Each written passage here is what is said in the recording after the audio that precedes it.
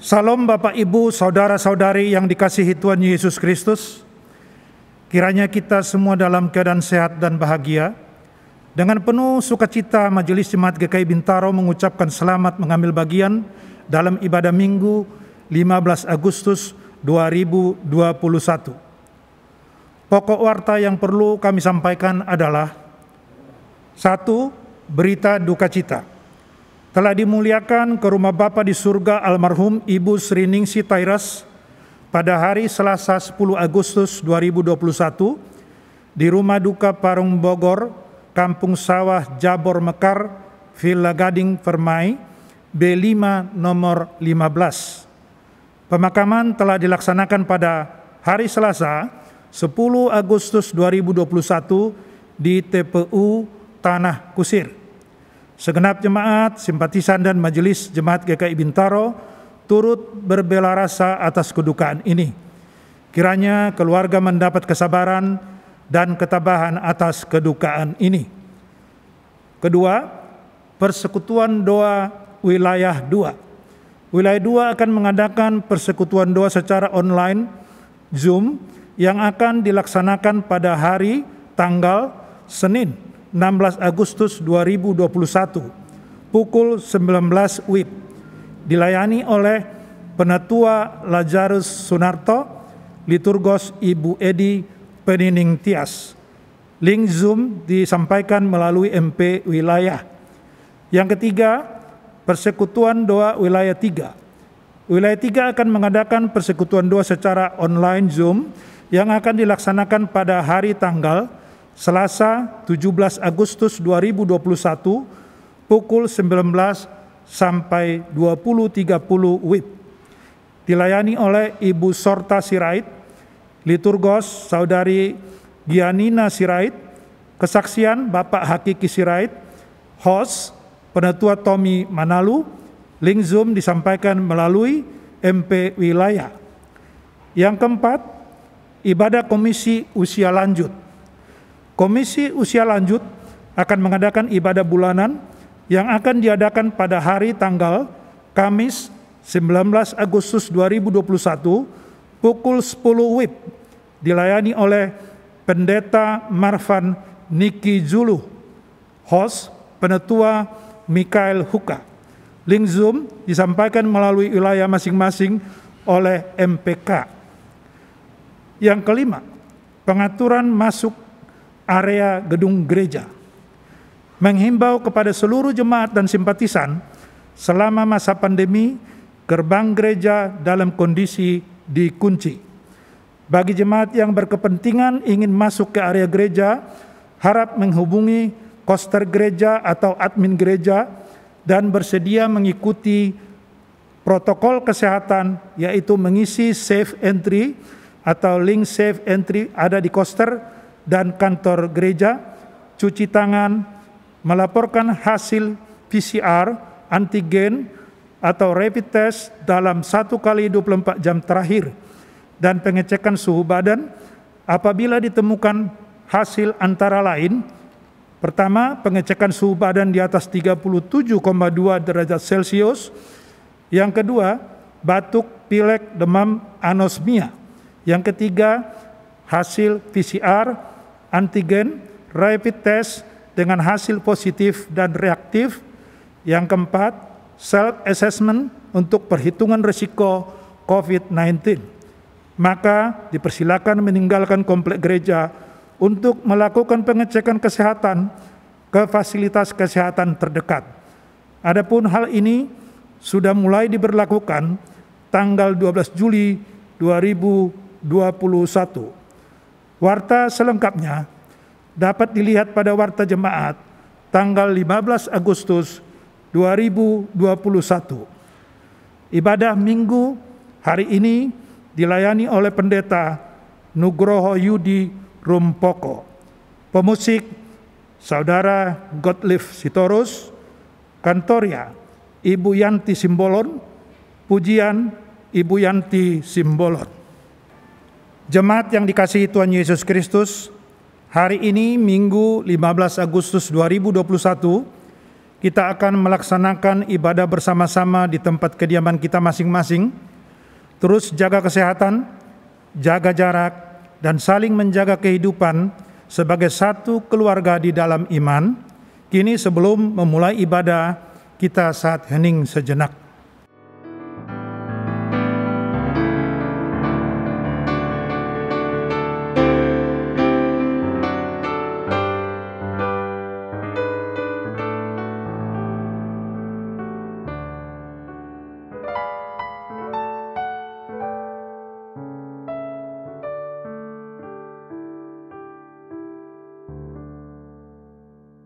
Kini ibadah siap dimulai. Dengan bangkit berdiri kita menghadap kehadirat Tuhan yang Maha Agung. Tuhan selalu beserta dengan kita. Dalam keadaan apapun Dia beserta dengan kita. Marilah kita memuji Tuhan. Dari PKJ 27 ayat 1, nyanyikanlah nyanyian baru.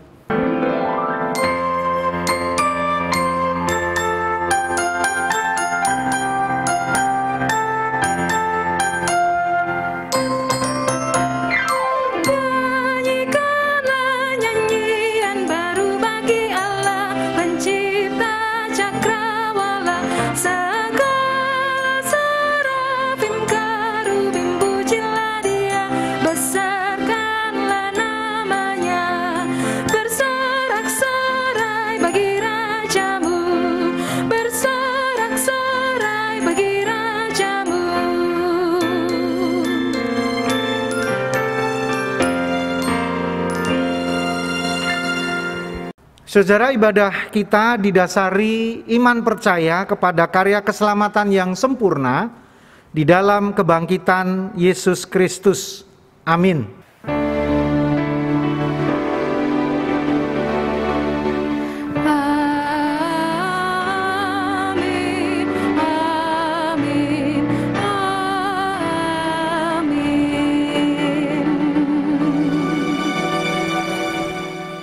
Tuhan beserta saudara.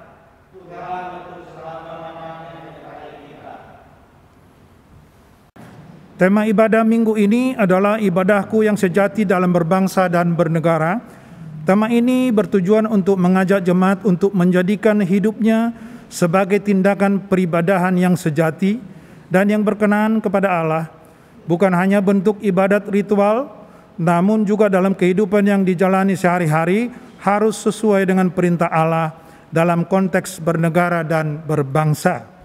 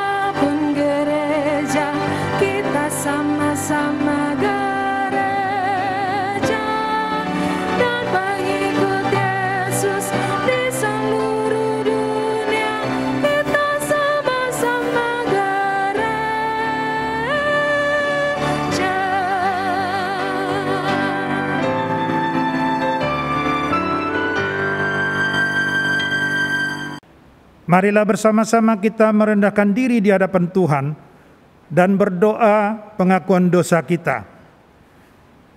Bapa kami yang di sorga, kami umat-Mu menyadari masih banyak kelemahan, kekurangan di dalam menjalani kehidupan ini. Kami masih sering menyakiti sesama kami dan mendukakan hati Tuhan. Oleh karena itu Tuhan, melalui pengasihan-Mu, kami mohon diampuni agar kami tetap layak di hadapan-Mu. Kiranya Roh Kudus menolong kami. Dalam nama Tuhan Yesus Kristus kami berdoa. Amin.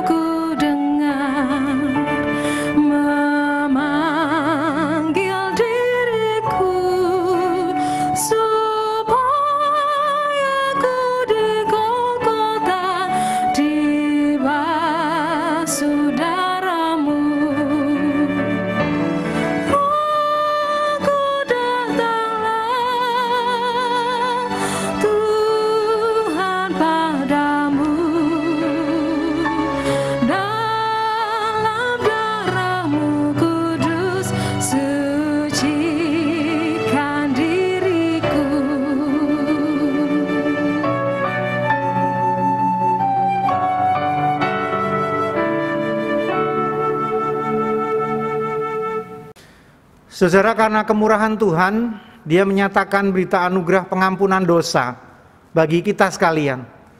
Firman-Nya di dalam Mika pasal 7 ayat 18 dan 19 dikatakan, siapakah Allah seperti engkau yang mengampuni dosa dan yang memaafkan pelanggaran dari sisa-sisa miliknya sendiri, yang tidak bertahan dalam murkanya untuk seterusnya, melainkan berkenan kepada kasih setia.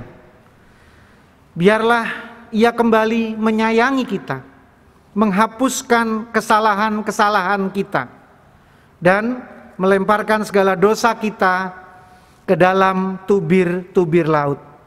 Demikianlah berita anugerah dari Tuhan. Salam damai untuk saudara-saudara.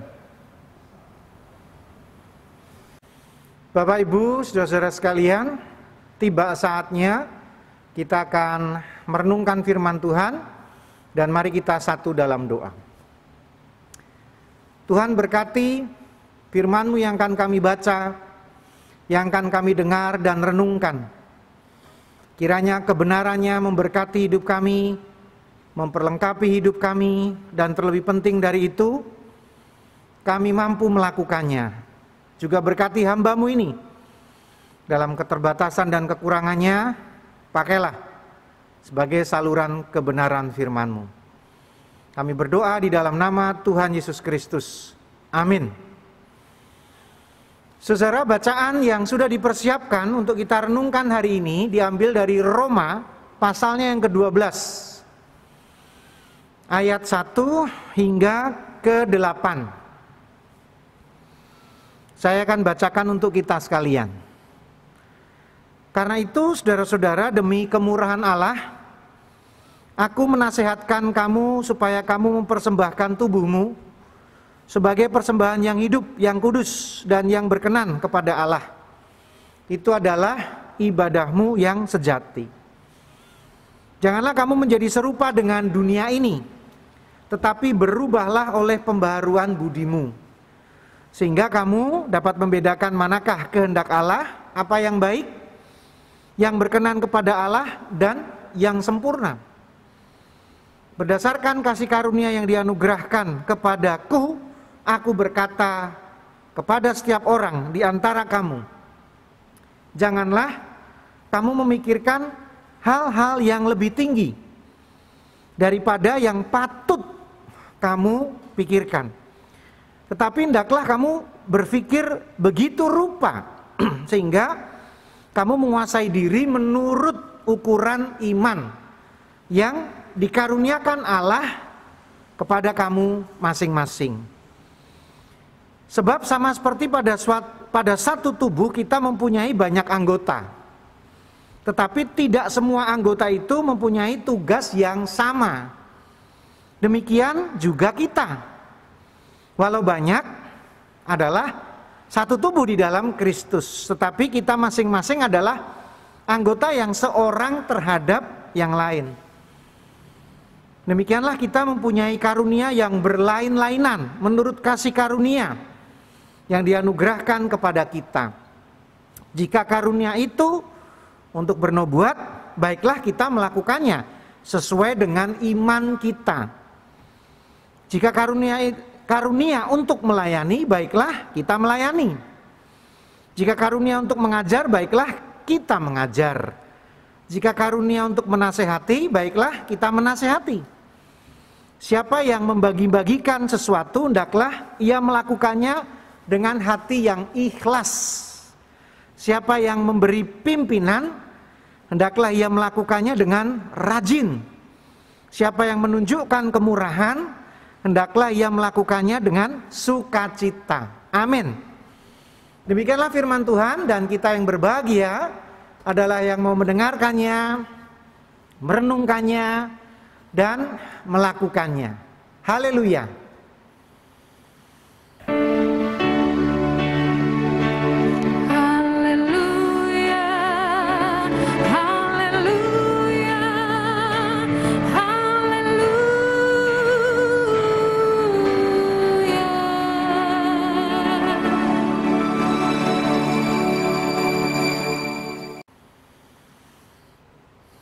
Saudara, tema kita hari ini adalah ibadahku yang sejati dalam bernegara dan berbangsa.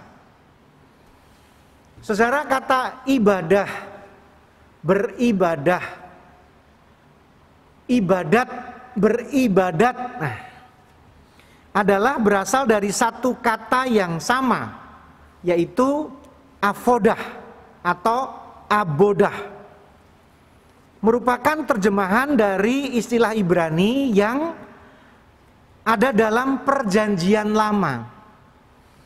Avodah atau abodah. Jadi kata ini serumpun dengan bahasa Arab, ya, yang kemudian diterjemahkan dengan ibadah atau ibadat. Nah, kata dasar abodah atau avodah tadi adalah afat. Afat artinya bekerja, melakukan sesuatu agar selesai. Itu afat. Nah, saudara, dalam beribadah, ibadah Kristen maksudnya, ada 3 unsur utama. Yang pertama adalah unsur spiritual, formal, dan non-formal. Nah, secara sederhana penjelasannya demikian, saudara. Yang pertama secara spiritual dulu. Berarti ibadah itu memuja-muji Tuhan. Di dalam Yohanes 4 ayat 23 dan 24 berbunyi demikian. Tetapi saatnya akan datang dan sudah tiba sekarang, bahwa penyembah-penyembah benar akan menyembah Bapa dalam roh dan kebenaran. Sebab Bapa menghendaki penyembah-penyembah demikian. Allah itu roh, dan barang siapa menyembah Dia harus menyembahnya dalam roh dan kebenaran. Artinya, dalam rangka menyembah itu harus dilakukan seutuhnya, saudara. Lewat roh dengan R kecil ya tadi. Artinya lewat pikiran. Menyembah juga lewat perasaan. Menyembah juga setulus hati. Ya, jadi sesuatu yang tidak nampak ikut menyembah Tuhan. Sekaligus dalam kebenaran. Apa maksudnya? Karena tadi dikatakan dalam roh dan kebenaran. Roh itu yang gak kelihatan, kebenaran adalah yang kelihatan, yaitu lewat tindakan, perbuatan, dan tentu ucapan, saudara. Semuanya harus yang benar, benar sesuai dengan kehendak Tuhan tentunya. Nah, lewat tindakan, perbuatan, dan tentu ucapan inilah ibadah memenuhi unsur yang ketiga, yaitu unsur non-formal. Tadi ada spiritual, ini non-formal. Artinya memuliakan Tuhan lewat perbuatan sehari-hari. Sebab di dalam kekristenan, membahagiakan sesama di luar tempat ibadah, di luar satu orang yang seiman seagama, siapapun, sesama siapapun, dianggap juga memuliakan Tuhan. Perhatikan ilustrasi Tuhan Yesus yang disampaikan dalam Matius 25 ayat 40. Dan raja itu akan menjawab mereka, Aku berkata kepadamu, sesungguhnya segala sesuatu yang kamu lakukan untuk salah seorang daripadaku yang paling hina ini, kamu telah melakukannya untuk aku.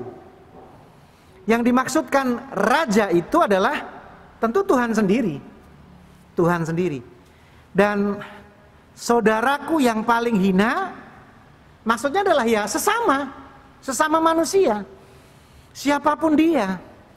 Jika perlu seorang yang tadi catatannya paling hina, yang paling miskin, yang tidak berpendidikan, buruh, tunawisma, tunagrahita, yang orang menganggap orang nggak penting lah. Itu malah yang sama artinya dengan membahagiakan Tuhan. Sedangkan ibadah dengan unsur formal, spiritual, formal, non formal. Nah, yang formal ini yang seperti apa, saudara? Adalah menyembah Tuhan lewat serangkaian tindakan tertentu yang disebut tata gereja, tata ibadah, ya, di tempat dan waktu yang sudah ditentukan, dengan pakaian tertentu, mengucapkan kata-kata tertentu, menyanyi nyanyian yang ditetapkan dan lain-lain. Itu formal. Ibadah yang formal. Inilah ibadah yang kemudian dapat kita sebut sebagai bagian dari agama. Ibadah formal itu diatur di dalam agama. Lewat agama, cara menyembah Tuhan menjadi berbeda-beda, beragam. Ya tadi, harinya beda-beda, hari rayanya beda-beda, gesturnya, gerakannya beda-beda, ornamennya beda-beda, benda-benda yang ada dalam tempat ibadah berbeda-beda, dan seterusnya.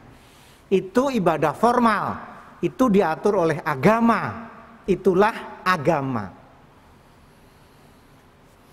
Saudara-saudara kekasih Kristus, ketiga unsur tersebut jangan dipisahkan atau dihilangkan salah satu, sebab ketiga-tiganya dibutuhkan.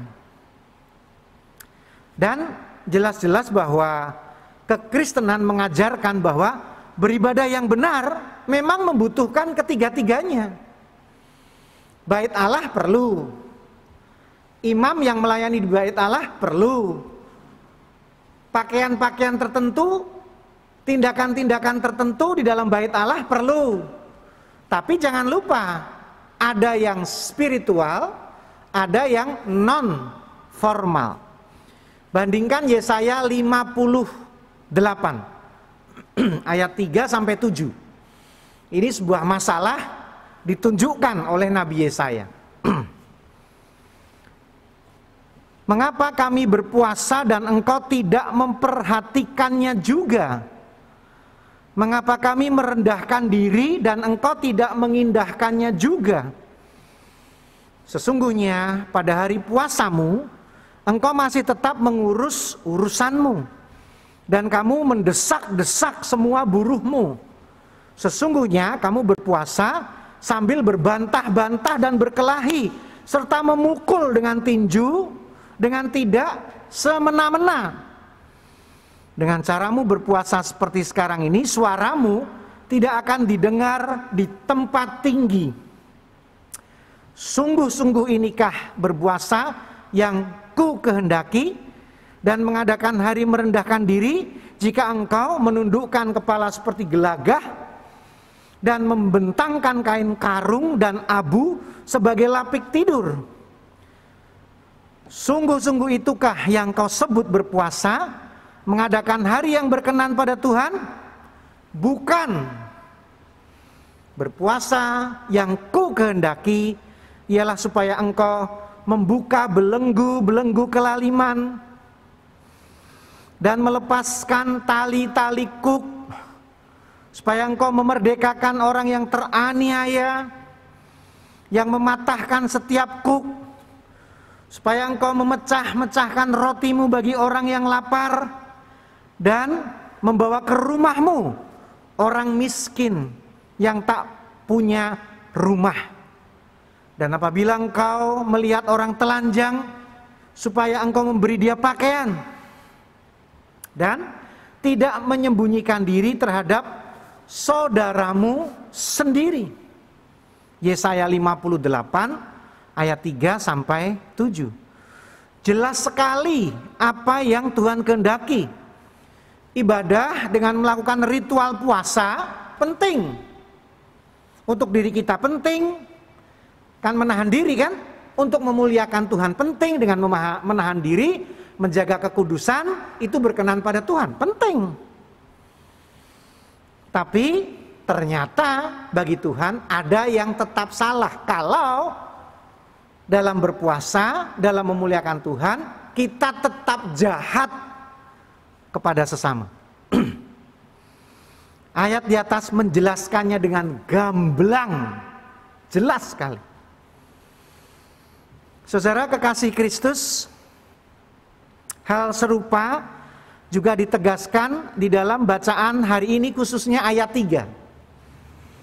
Dikatakan berdasarkan kasih karunia yang dianugerahkan kepadaku, aku berkata kepada setiap orang di antara kamu, janganlah kamu memikirkan hal-hal yang lebih tinggi daripada yang patut kamu pikirkan, tetapi hendaklah kamu berpikir begitu rupa sehingga kamu menguasai diri menurut ukuran iman yang dikaruniakan Allah kepada kamu masing-masing.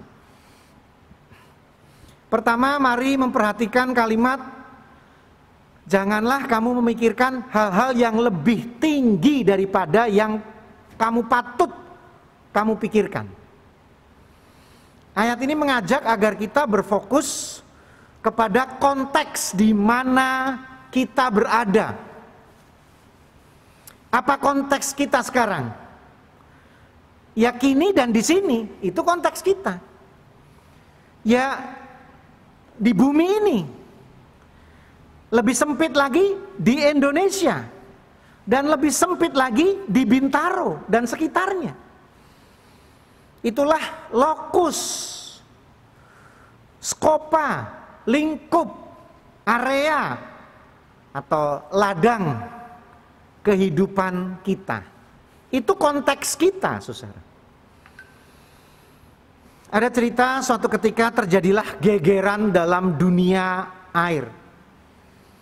Ikan-ikan meributkan sesuatu berita yang maha genting, yaitu air kita sudah tercemar. Semua membicarakannya dengan seru. Semua ikan stres, tertekan, khawatir tentang keadaan itu. Namun di tengah-tengah kegalauan itu muncul pertanyaan yang mendasar. Ada seekor lele yang bertanya, air itu apa?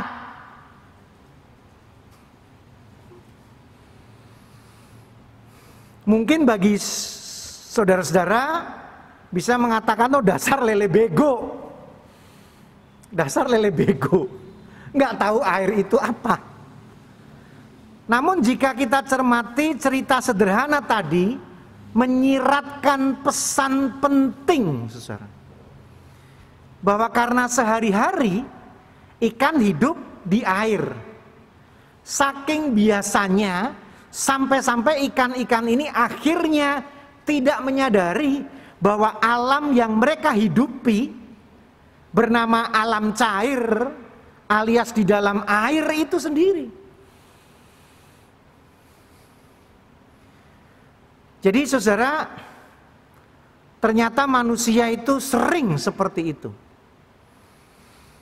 Kemampuan beradaptasi manusia itu cukup tinggi, namun bisa membawa bencana.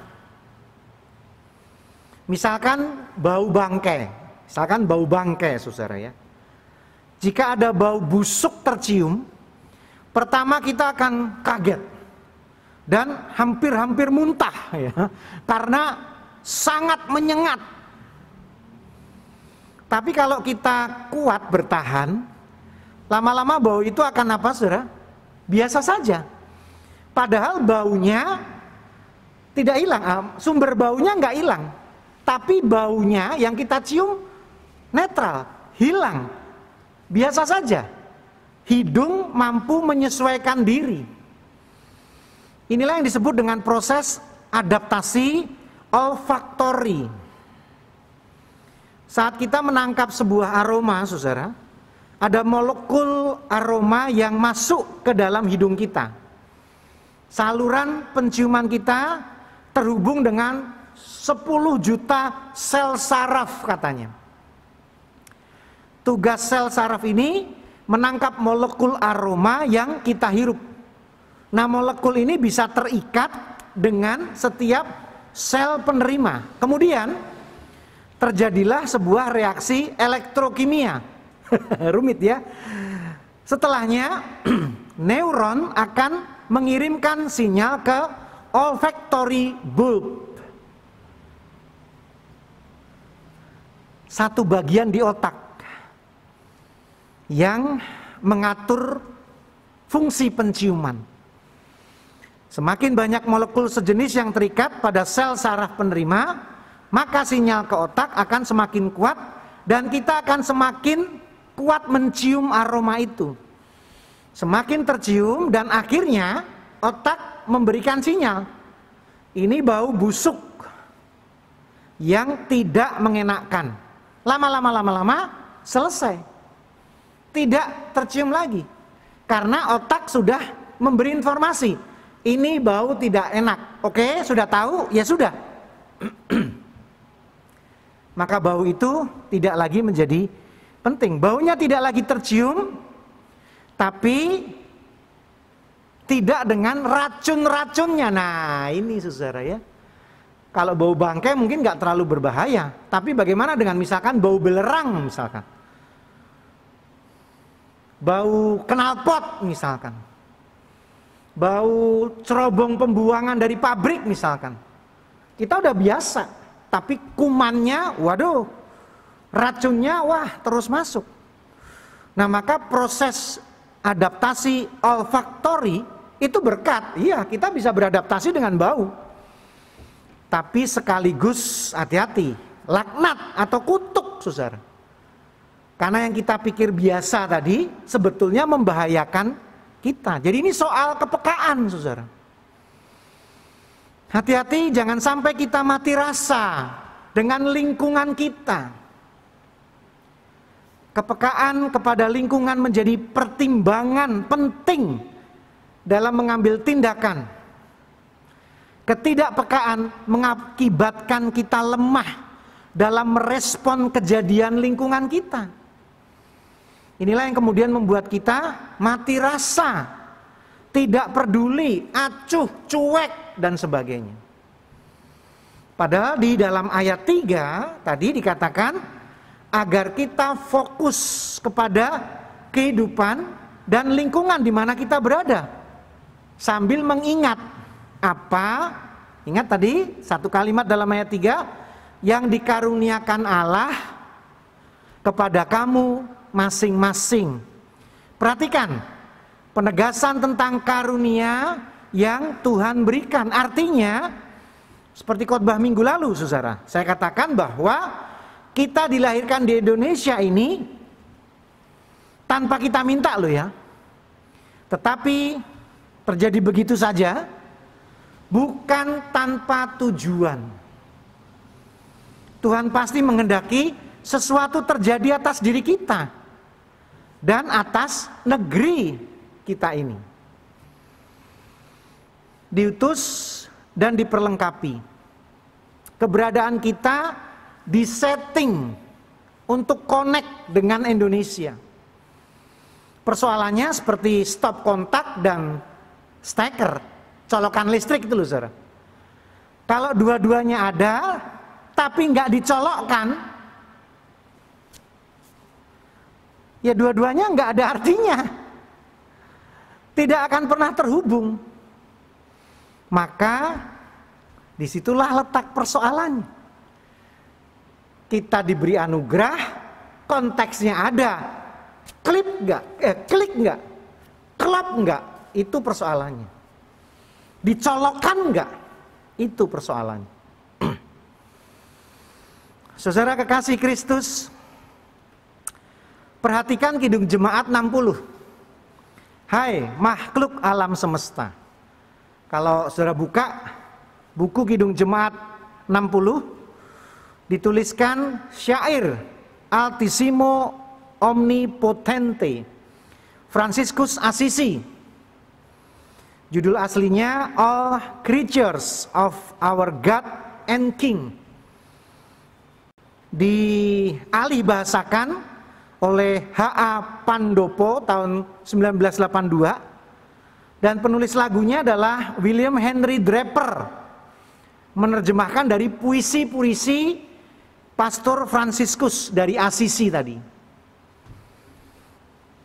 Dan syair lagunya ditulis oleh Peter von Brekel tahun 1623. Nah, bait pertama bunyinya begini, saudara. Hai makhluk alam semesta. Ingat ya lagunya, saudara ya. Tuhan Allahmu pujilah, haleluya, haleluya. Surya perkasa dan terang, Chandra itu bulan ya, Kartika itu bintang, cemerlang. Puji Allah tiap kala, haleluya, haleluya, haleluya. Kidung Jemaat 60 adalah tulisan Pastor Franciscus dari Assisi. Pastor ini sejak kecil gemar bermain di alam. Dia menggemari tanaman dan hewan-hewan. Hal ini terus dilakukannya sampai ia menjadi pemimpin Ordo Fransiskan, salah satu aliran dalam gereja Katolik. Bagi Pastor Franciscus, alam bukan makhluk asing. Dia begitu dekat dan dia menganggap sebagai saudara. Maka dalam lirik aslinya, alam dipanggilnya brother dan sister. Ia begitu mencintai alam yang ada di sekitarnya. Ia sangat menjaganya, saudara, mengasihinya, dan menjadikannya cara mensyukuri kehadiran Tuhan. Alam ada karena Tuhan ada di sana. Alam sangat ia kasihi, lebih-lebih sesamanya. Pastor Franciscus sangat mengasihi sesamanya, terutama yang dalam kemiskinan. Ia menghabiskan waktunya dengan saudara-saudara yang sakit lepra atau kusta. Pastor Franciscus terinspirasi oleh kesederhanaan Tuhan Yesus secara total, tetapi menjadi berkat secara luas. Saudara kekasih Kristus, bacaan hari ini melalui ayat 1 dibuka dengan sebuah sapaan. Karena itu saudara-saudara, demi kemurahan Allah aku menasehatkan kamu, supaya kamu mempersembahkan tubuhmu sebagai persembahan yang hidup, yang kudus, dan yang berkenan kepada Allah. Itu adalah ibadahmu yang sejati. Ibadah bukan saja soal menerima, namun juga soal memberi diri, mempersembahkan tubuhmu sebagai persembahan yang hidup, bukan persembahan yang mati. Sekali pakai, habis, bukan. Hidup artinya dapat dipakai untuk memuliakan Tuhan berulang-ulang. Ini tentang perbuatan, tentang tindakan, bukan semata-mata harta benda. Dan kita sangat memahami perbuatan apa dan untuk siapa. Ilustrasi Tuhan Yesus tentang raja dan saudaraku yang paling hina di dalam Matius 25 ayat 40 sudah jelas. Perbuatan itu adalah menjadi berkat. Untuk siapa? Untuk sesamaku, sesamamu, dimanapun kita semua berada. Dan kepada siapapun tanpa membeda-bedakan.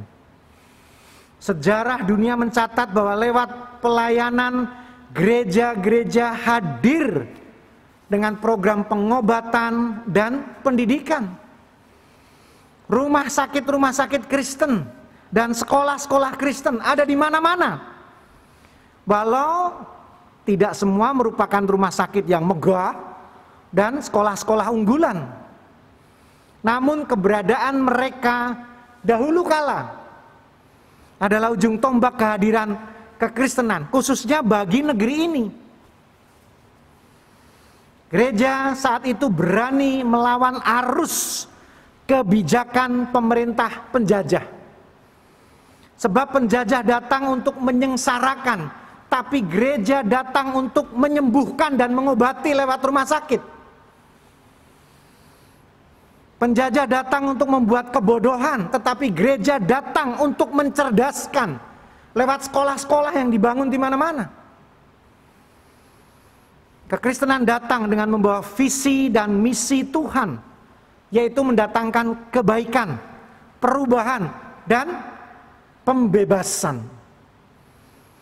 Bagaimana dengan gereja saat ini? Bagaimana umat Kristen saat ini? Semestinya tidak ada yang berubah. Kita tetap sama, hadir untuk menjadi berkat bagi Indonesia. Dan inilah wujud ibadah kita yang sejati. Amin. Kita bersatu hening sejenak.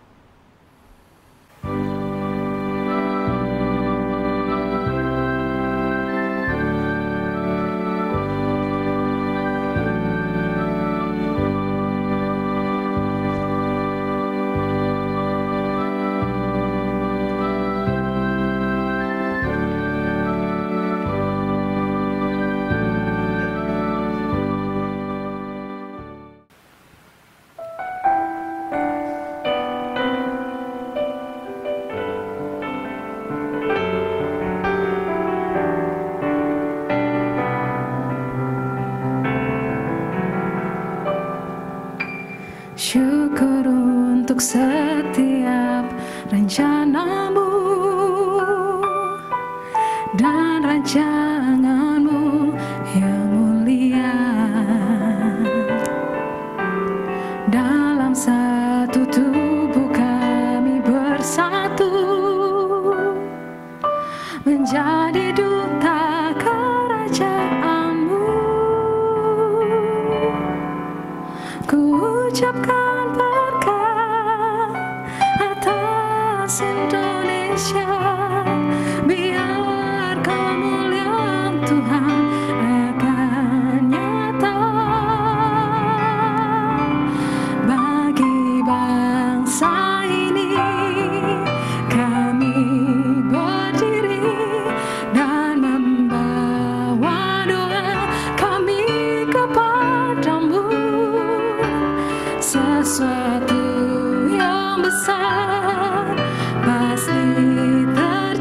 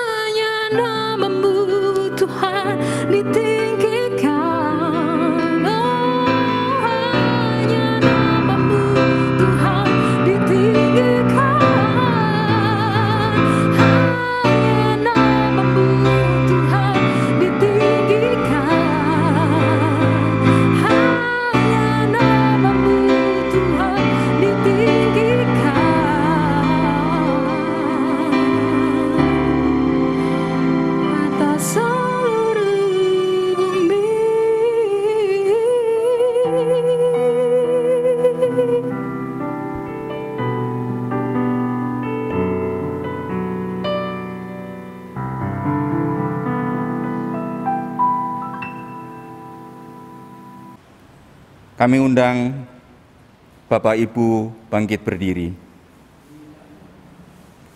Bersama umat Tuhan di sepanjang abad dan tempat, dan sambil mengingat baptiskan kita, marilah kita mengucapkan pengakuan iman kita menurut pengakuan iman rasuli.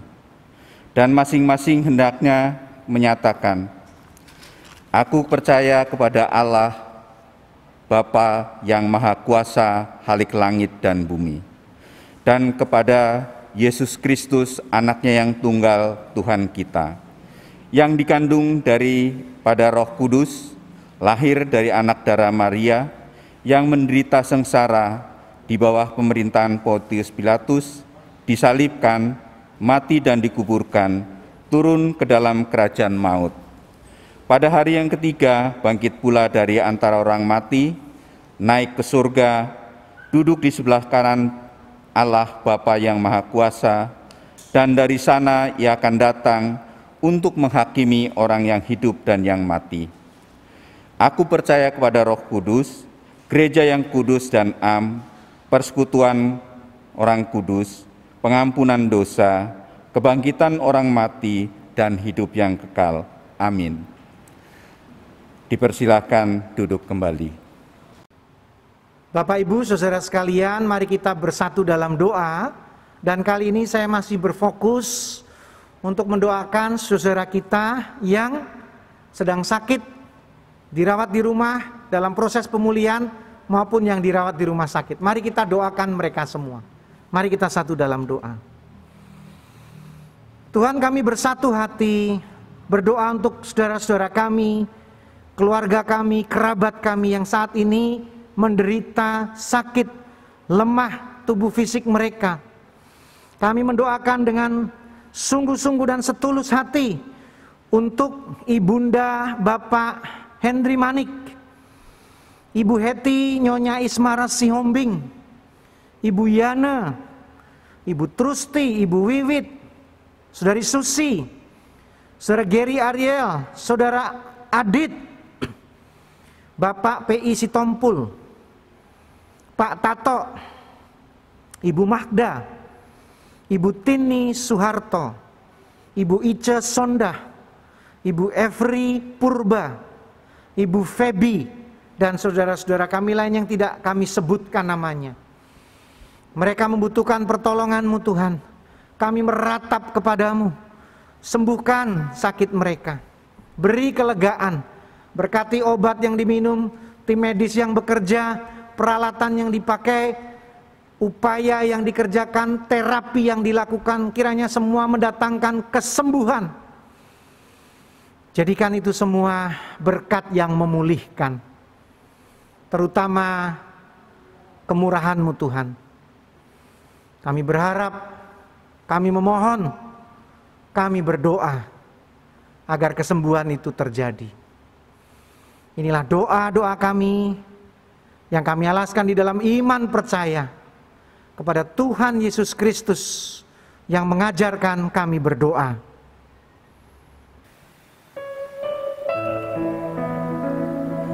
Bapa kami yang ada di surga, dikuduskanlah nama-Mu,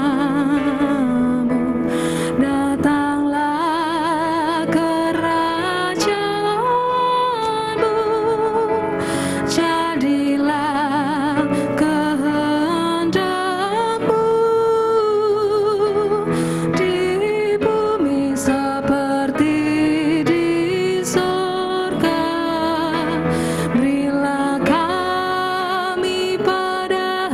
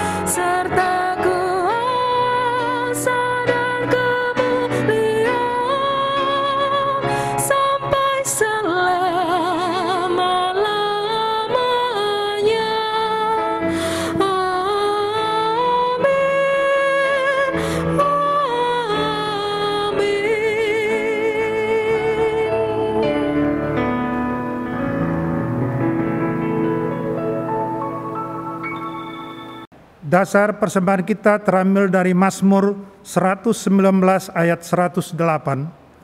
Kiranya persembahan sukarela yang berupa puji-pujian berkenan kepadamu, ya Tuhan, dan ajarkanlah hukum-hukum-Mu kepadaku. Berdasarkan ayat di atas, marilah kita memberikan persembahan syukur untuk kemuliaan Tuhan atas semua kebaikan-Nya. Selain itu, persembahan saudara adalah dukungan terhadap gereja Tuhan dalam melaksanakan persekutuan, kesaksian, dan pelayanan. Persembahan dapat ditransfer ke nomor rekening GKI Bintaro sebagaimana tertera dalam layar atau warta jemaat. Bagi jemaat yang karena satu hal tidak dapat mentransfer dan menginginkan persembahannya diambil di rumah, dapat menghubungi pengurus wilayah masing-masing atau kantor gereja untuk pengaturan waktu pengambilan. Untuk lebih jelasnya dapat dibaca di warta jemaat.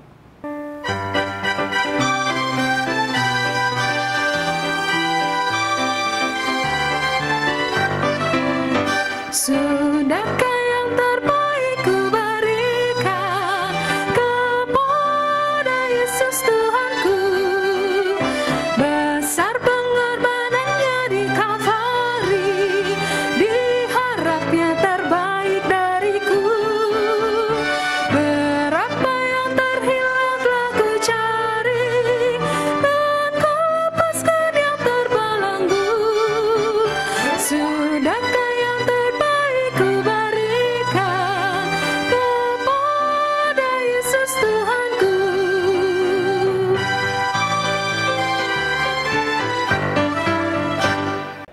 Jemaat saya undang bangkit berdiri. Mari kita berdoa. Bapa kami yang di sorga, firman-Mu mengatakan sebab segala sesuatu adalah dari Dia, dan oleh Dia, dan kepada Dia, bagi Dialah kemuliaan sampai selama-lamanya. Persembahan syukur ini juga berasal daripada-Mu, dan akan kami gunakan untuk kemuliaan nama-Mu. Terimalah, berkati dan kuduskan. Dalam nama Tuhan Yesus Kristus kami berdoa. Amin.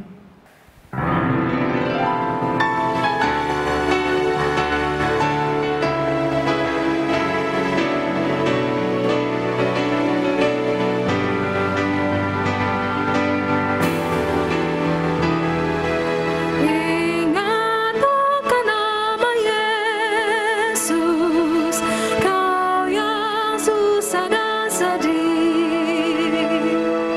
Nama itu menghiburmu kemana saja kau pergi. Indahlah namanya, pengharapan dunia. Indahlah namanya.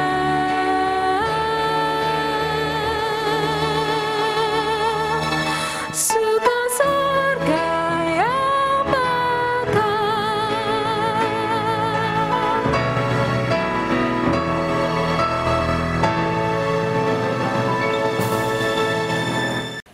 Saudara, mari kita mengarahkan hati kepada Tuhan. Jadilah saksi Kristus. Terpujilah Tuhan dan terimalah berkat-Nya. Tuhan memberkatimu dan melindungimu. Tuhan menyinarimu dengan wajah-Nya dan memberimu kasih karunia. Tuhan menghadapkan wajah-Nya kepadamu dan memberimu damai sejahtera. Amin.